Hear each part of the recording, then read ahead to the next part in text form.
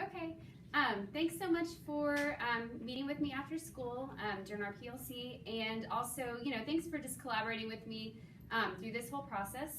I really appreciate the support, and I think, overall the process has been really good for our school, as we'll talk about today.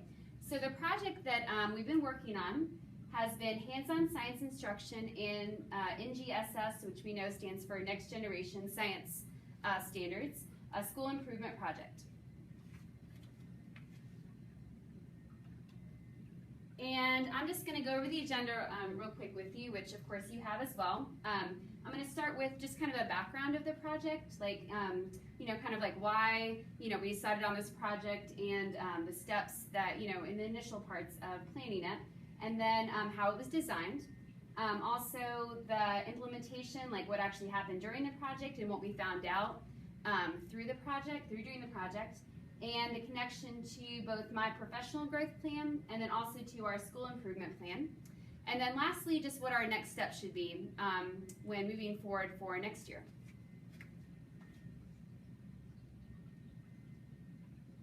So first of all, in thinking about why we decided upon this project, I looked at our school needs. And of course, looking at the school report card, it looked like our scores had gone up a little bit. We're still in the needs improvement or progressing stage, but our percentiles definitely moved up from 25 percentile to 44 percentile. And our overall score moved up from 58.2 to 63.5. So that's awesome that we've made that progress in just the past 1 year. But then when I looked at the individual subjects, math went up a little bit. Reading went up, a substantial amount, like about 5 points. Science went down a little bit. Social studies went up a whole lot, made a big growth, and so did writing. So, when I looked at it, math and science were kind of the areas that looked, okay, they could really need some extra help. And since science, I'm the science lab teacher, of course, so science, is my area of expertise. I'm like, okay, this is an area that I can, really benefit the school and working with the teachers. So that's why I chose to focus on science. Which brings us to the next slide. Why focus on science instruction? As I showed you on the last slide, our science scores dropped a little bit, not like a whole lot, but moving in the wrong direction when we want all the students, of course, to be proficient or distinguished. The previous year they were 53.1% proficient distinguished, and then this past year they were 50.9%. All the other accountability areas went up, even though math, which went up a little bit, but again they're all moving in that same direction. Positive direction. And compared to the district and the state, we scored well below what they scored. District was 62.4% and the state 71.3%. So again, we have a lot of growth to show in comparison to them. This is also the first year that all of the grades have started implementing the Next Generation Science Standards. K2 started implementation last year, and then 3-5 have started this year. So this is very new to the school. It's kind of a different way of looking at science. It's completely different content for most of the grades, and a lot of emphasis on problem solving, engineering, a lot of application, to real world, hands-on, inquiry-based science. So that isn't used to the way a lot of teachers, have been teaching. Now, while the district did give a lot of professional development, a lot of staff didn't turn out for it. And, I figured that if I were to go to all the professional developments and then I could kind of bring back, what I had taken from schools during PLCs, because I know everyone doesn't always have that extra, 3 hours, 4 times a year to go. So as a science, science lead, I could go and get the information and then bring it back to teachers during their PLCs. We've done some previous RTI in previous years, but all of it is also focused on only multiple choice strategies and extended response rather than hands-on. So I really wanted to definitely emphasize the hands-on approach since it goes, so well with the new standards.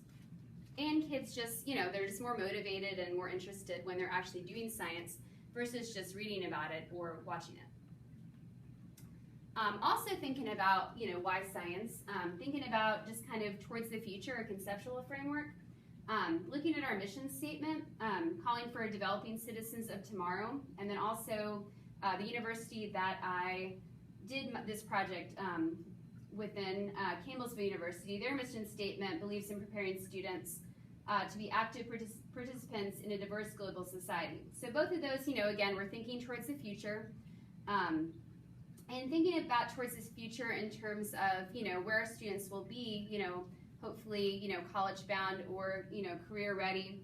The United States Department of Commerce predicts that STEM jobs, which are science, technology, engineering, and mathematics, are going to increase a whole lot in the future.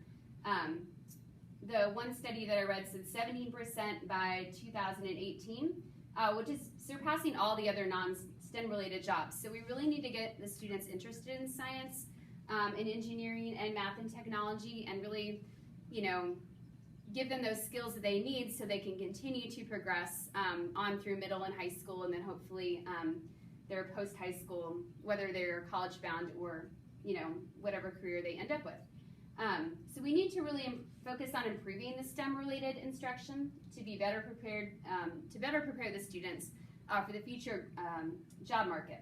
And I just had a little video just about STEM. It's just about a minute long and just kind of goes through STEM to share, and hopefully this will work. Sometimes technology will be tricky.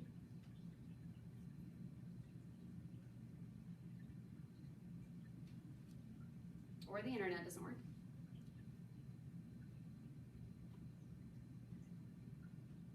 It's thinking about it.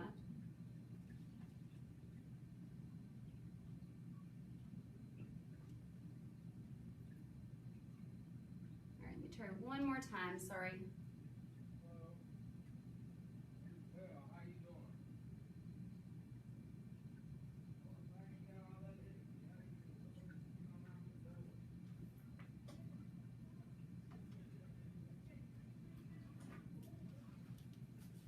Okay, that looks promising. Sometimes my internet connection in here is really not too great. And it's not responding.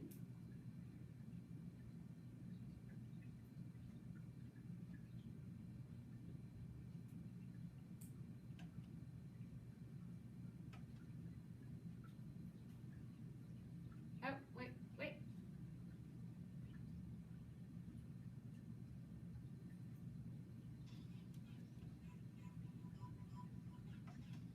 Okay.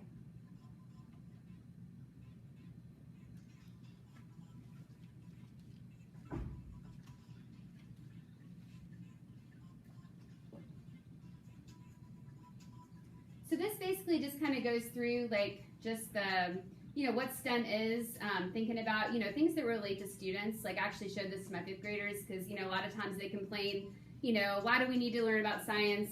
That's not important in my life, but just kind of showing them like, yeah, it does. It does connect to pretty much everything you do. Science is everywhere. In fact, that's, one of the bulletin boards on my wall, science is everywhere.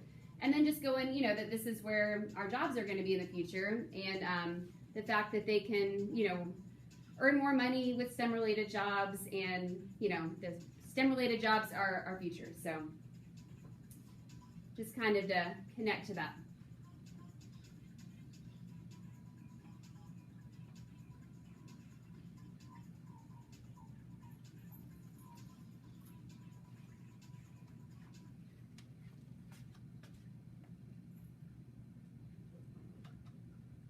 Okay.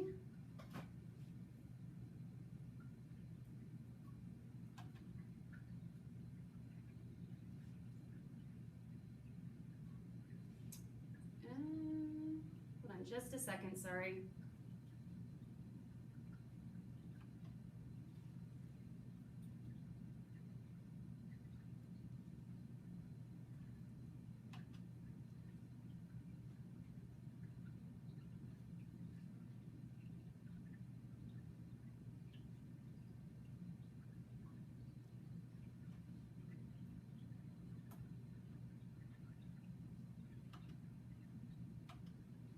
More trouble than it's worth, probably.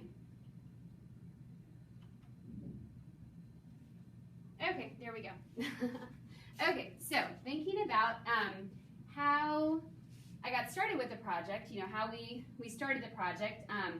First, I met with each grade level team during their PLCs, K through 5, to discuss just what they're doing currently in science, and then also the transition to the next generation science standards, and then just to determine kind of what their needs are. So just kind of listening to what their needs are, how they're feeling about the new standards, how they're feeling about their instruction, how they're feeling about how the students are reacting to that instruction.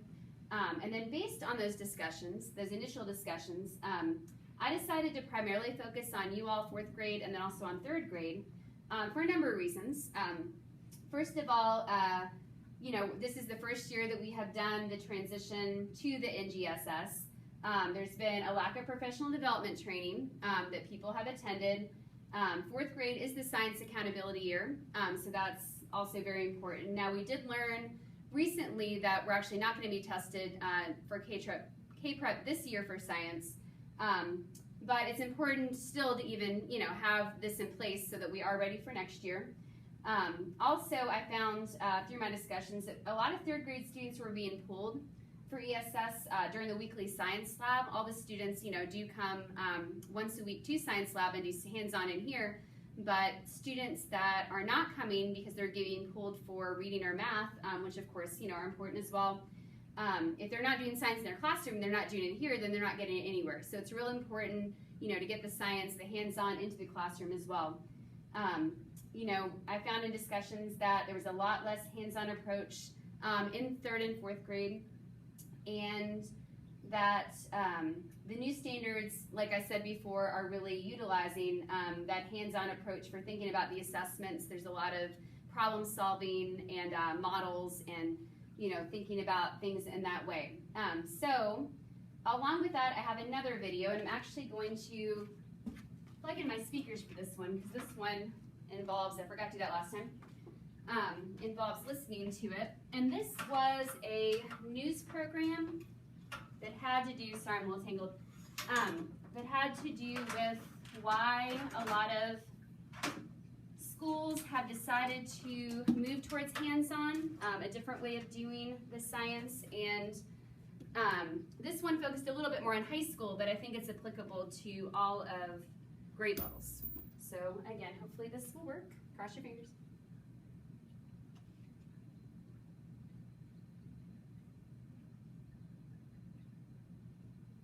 As schools across the country focus more and more on STEM instruction, one teaching method is gaining traction as educators try to help students make sense of complex science and math topics. Reporter Andrea Vasquez has the story. As a high school physics student, Seth Gunyals-Kupperman enjoyed the subject, but not the way it was taught.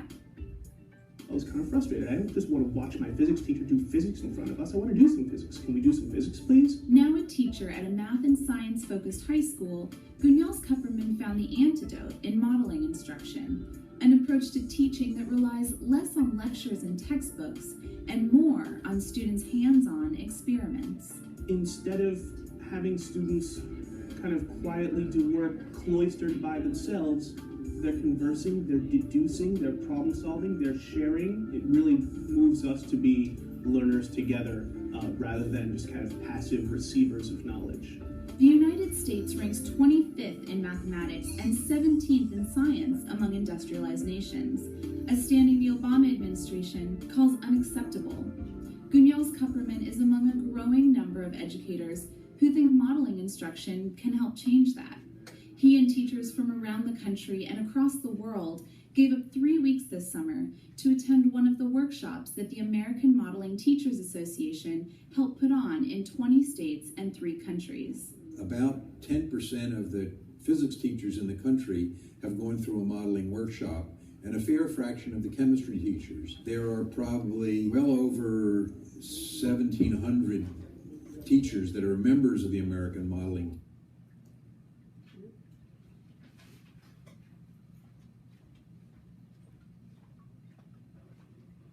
Well, technical difficulties again. I mean, you pretty much get the idea. It's basically just saying that teachers are, going to professional developments to learn how to do more hands-on approach with the learning. They find it helps motivate students. Also that, it helps make it more real for them. They're able to apply it, and, it goes so hand in hand with the next generation science standards.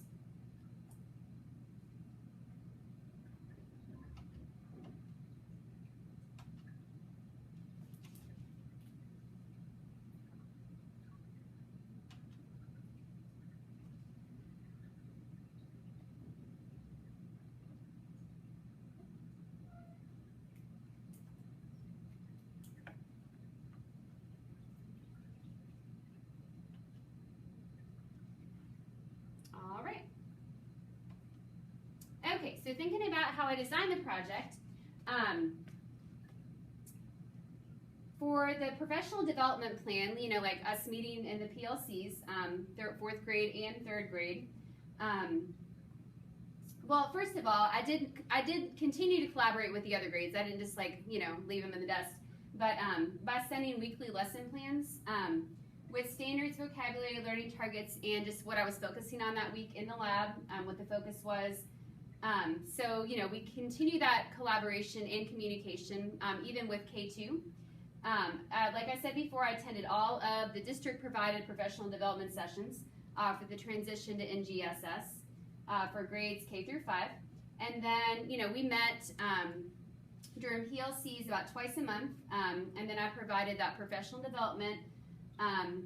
You know, within those times, we worked on unpacking the standards, the new standards, you know, getting familiar with them, figuring out what all those little, you know, compartments were together that make them, you know, make sense with the performance assessment.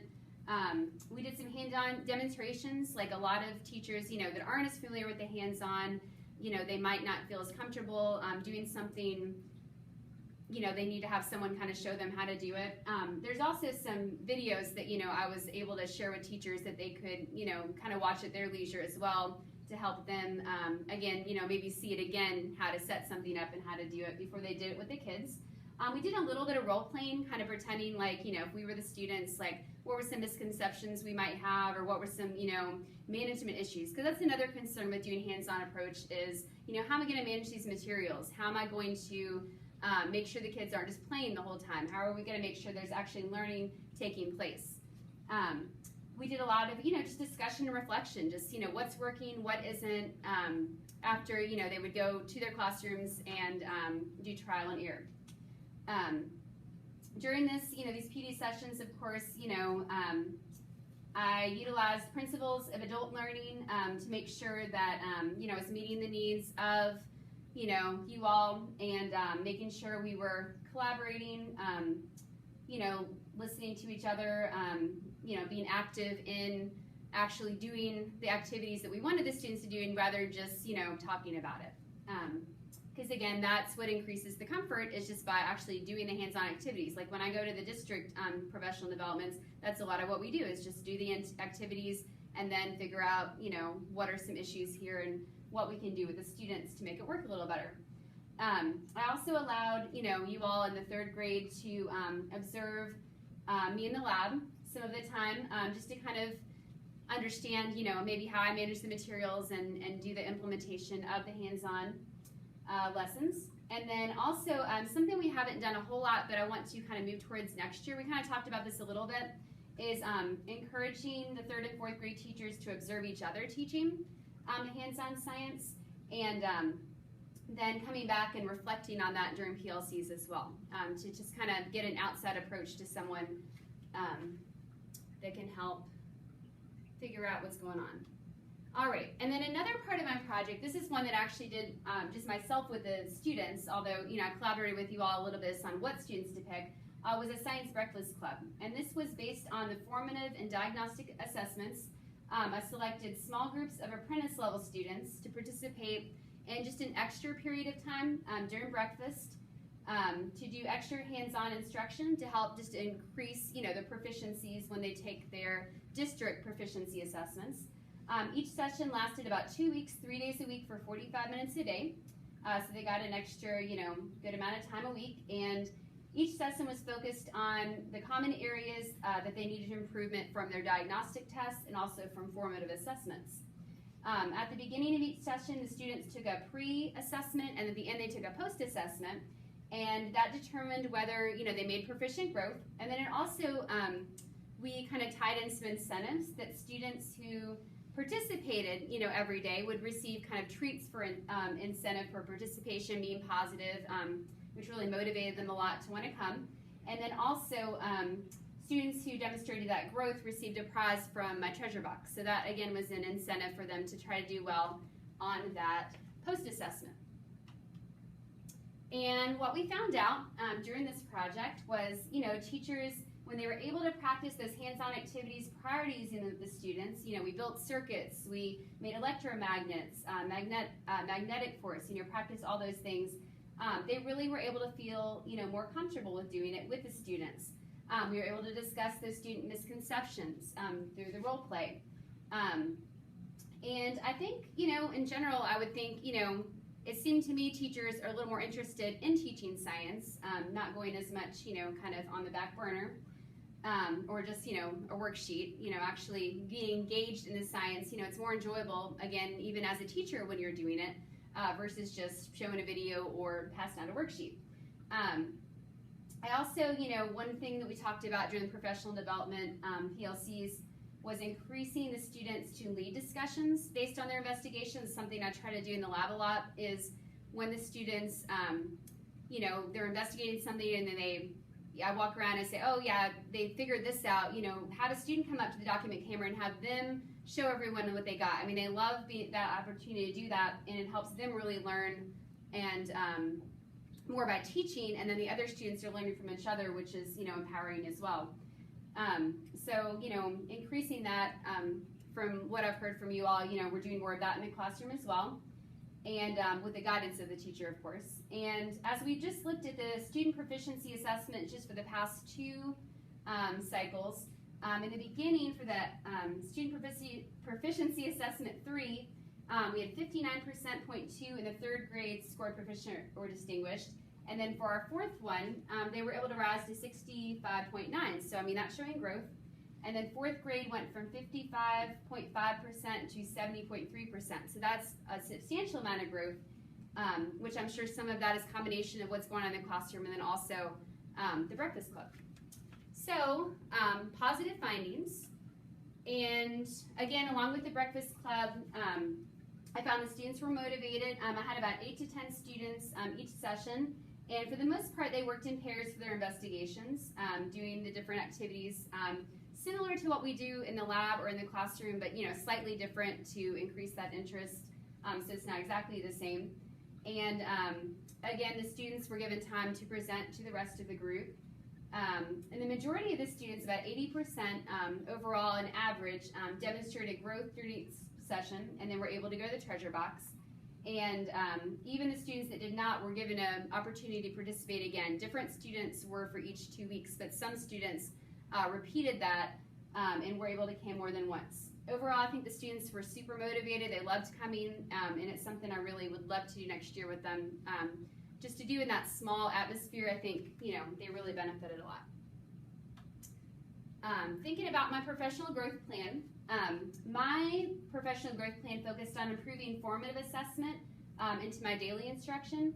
So this project definitely does that, and thinking about how to get the students for the Breakfast Club, and then gathering that information, and then also monitoring the learning through the pre and post assessments, and then along the way, whether they're showing growth. And then students were given the opportunity to monitor their own learning as well, which is another form of formative assessment, by sharing the results with the rest of the group and leading discussions.